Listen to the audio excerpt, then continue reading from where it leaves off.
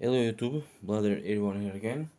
I will show you this HP tower that I bought a few weeks ago at CEX for 50 euros with 5 years warranty. So initially I asked to see it, and I bought it more because it still has an Windows 10 key that most systems I see doesn't have, and which is great since I want to upgrade or do other stuff. I have a Windows 10 key. So this is a HP, the 6200 Pro micro tower. Uh, so I did clean it, did a good clean it, and I have to do some chassis repairs. So here's the front. You have your DVD-RW SATA. Have 4 USB 2.0s. I need to do better clean on the front panel. You have a combo headphone and microphone, or just a microphone and a headphone only. Power LED, HDD LED, power button, HP logo.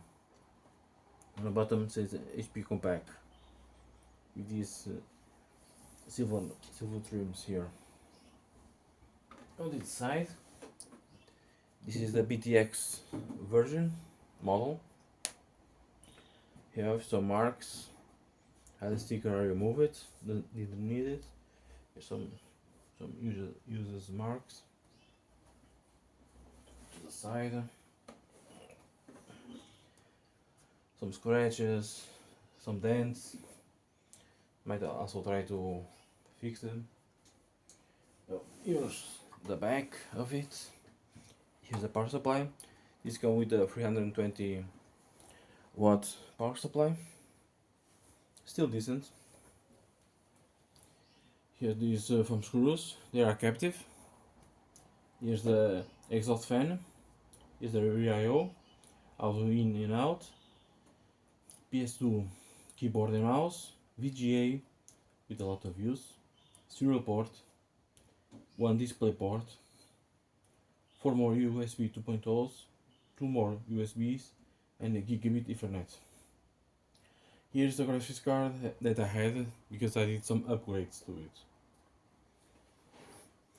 So to open it up, and I also going to try some air compressor to clean the power supply. Holding the fan, of course. To open, you just unscrew these. Sometimes I do a lot more, and just pull like this. As an HP, you have a diagram how to remove the front panel and how to add the optical drives, disk drives, and floppy. And also have the expansion ports, how to use. I decided already clean it, not fully. How to use air compression to remove better the dust that might on some corners. Here's the inside. So the specs, maybe you see the pentium sticker. This is a second generation, the Sandy Bridge architecture. Here's the motherboard. It's convertible to the small form factors. Use the same motherboard. And so right here is a heatsink and a fan and the shroud of the fan to get direct air better. The heatsink with 2 heat pipes. In here you have the Pentium dual core, the E850. It's a 2-core, 2-thread, clocked at 2.9 GHz with 3 MB L cache.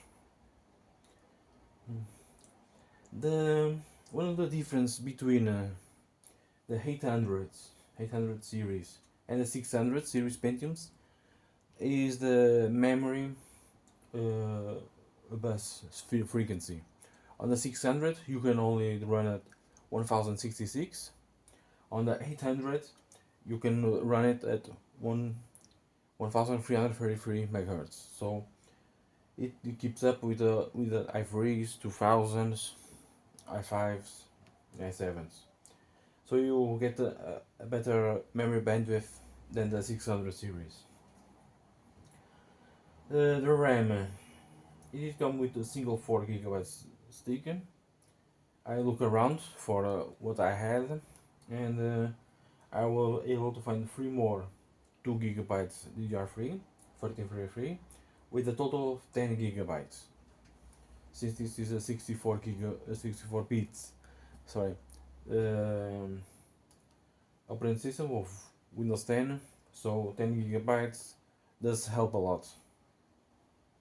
Initially I had 6, and I did find another pair of 2. Most of them are most of them are slightly mixed match, and these two are almost identical. There's some difference on data production. Here's the motherboard. The motherboard uses the Intel Q65. It's a business model chipset, and you can see this one already. Here's the power supply. It's a proprietary. As I can tell, this is a 320 320 10 watts. Let me see here. Yeah, not exceeding 320 watts of power.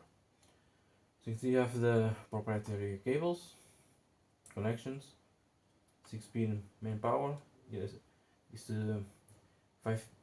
6-pin, but only uses 4-pin, and connectors for the optical drive, hard drives, SSD hard drives, and stuff.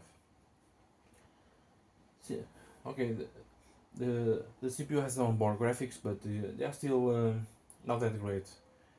They were great back in the time for a time, but they did lag a lot.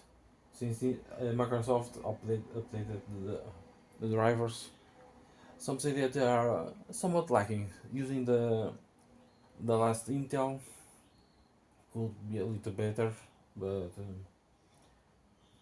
it's better off with a better graphics card, which I placed it here.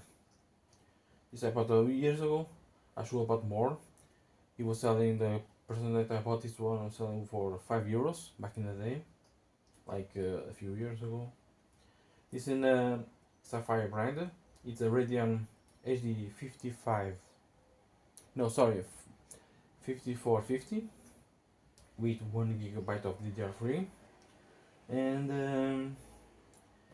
it's a very basic display. It's way better than the onboard.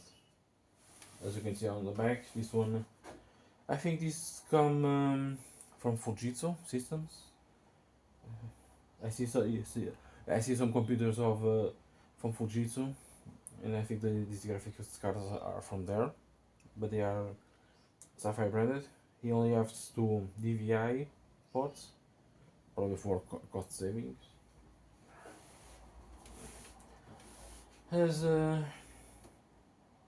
storage. It has a very low usage SSD, 128 GB good RAM, CX200 SSD.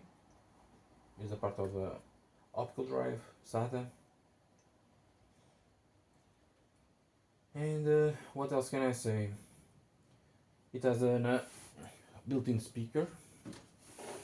So if you don't have any speaker, or just want to take a place to hear the basic sounds or so, you have the internal speakers. It's mono, but it's a okay quality speaker. What else can I say? I might do some better upgrades. and I'm trying to find let's see if I can find the 870, that it was the highest clock one, Pentium. It's basically the speed of the i3 2900, which is called the 3.1, except without hyperthreading and some AVX instructions or so. Since this CPU Pentium is stuck, is go only at SSE 4.2, which can, if you want to run something that requires at least AVX, the CPU is going to lag a lot. As now AVX is not that some CPUs start to how can I say, start lag or or the I forgot the name.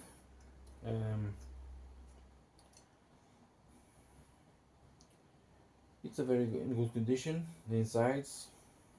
The only part that I have to arrange the chassis was this part that was someone kick it, and these expansion bars were going down inside, so was the suspension plates. I have to push it out so that I can install the graphics card. For the next video, I have tried to see what I can still find for this machine. But I did right. Overall, it's still a basic good machine, especially if you have a good amount of memory.